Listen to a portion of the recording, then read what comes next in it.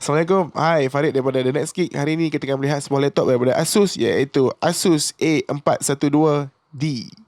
Okay guys, sebelum kita tunjuk video unboxing, jangan lupa untuk subscribe ke channel kami dan tekan butang notifikasi. Terima kasih. Okay, jom. I just can't let you go. Lord knows that I've tried to. You said I was the only one. No one likes being lied to. You made this mess and left me with the pieces. Now I wanna burn all the bridges between us.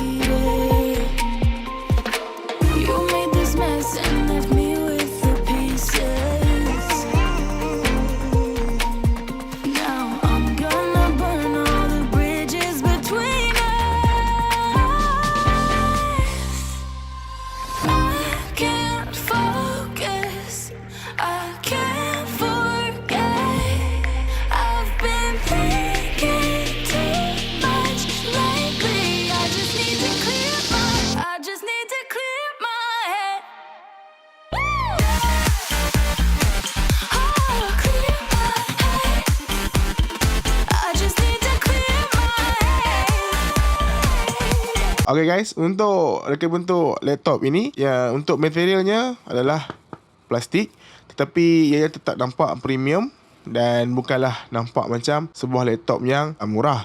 Prosesor laptop ini adalah AMD Ryzen 5 dengan Radeon Vega grafik. Untuk ruang storage, laptop ini didatangkan dengan 256GB M.2 SSD. Untuk RAM, ianya datang dengan 4GB RAM dengan satu slot tambahan yang anda boleh tambah sehingga 12GB. Berat untuk laptop ini adalah sekitar 1.5kg tanpa adapter.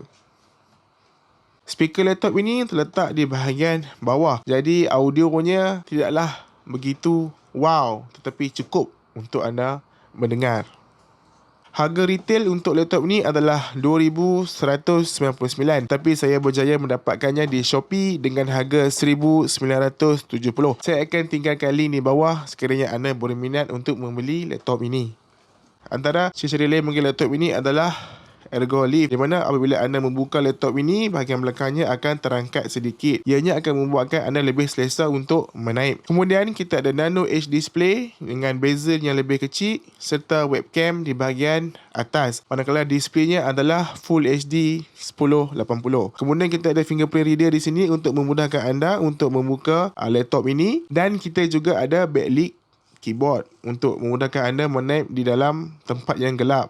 Mungkin nak lebih fokus ke macam mana kan? Okay. Untuk model ini, Asus mengeluarkan untuk pasaran Malaysia ada 3 warna, iaitu warna silver, warna hitam dan juga warna biru. Untuk kegunaan seharian seperti web surfing yang seperti saya tengah buka sekarang, ianya memang lancar, dan dia punya fungsi pinch and zoom ini seakan-akan MacBook. Mungkin saya yang tak perasan, tapi sebab dia punya feel, dia punya trackpad tu memang macam feel trackpad MacBook. Jadi instantly kita punya tangan akan bergerak sendiri. Jadi kita dapat lihatlah memang untuk web browsing ianya memang smooth.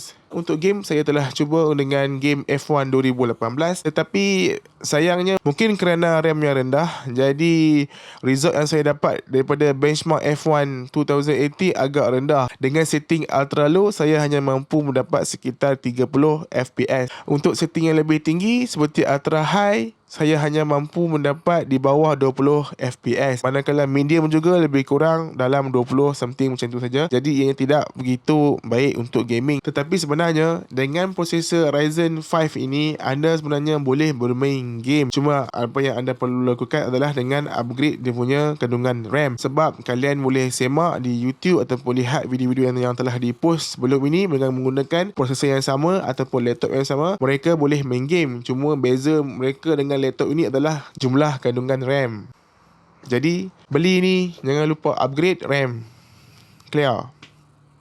Okay guys, kesimpulannya laptop ini adalah satu laptop yang baik untuk daily driver. Untuk mereka yang bekerja, anda boleh menggunakan laptop ini untuk tujuan kerja, untuk student, untuk kerja-kerja student, dan untuk mungkin yang suka duduk rumah nak tengok Netflix ke apa ke. Tapi yalah, kalau nak beli tablet untuk invest, untuk spend untuk tablet, mungkin nak kata habis aku beli laptop, mungkin boleh buat kerja 2 dalam 1 ke kan. Jadi ini adalah antara pilihan yang terbaik. Jadi guys, jangan lupa seperti biasa, like kalau anda suka video ini, dislike kalau anda tak suka. Jangan lupa tinggalkan komen di bawah dan subscribe ke channel kami. Baik, terima kasih. Assalamualaikum.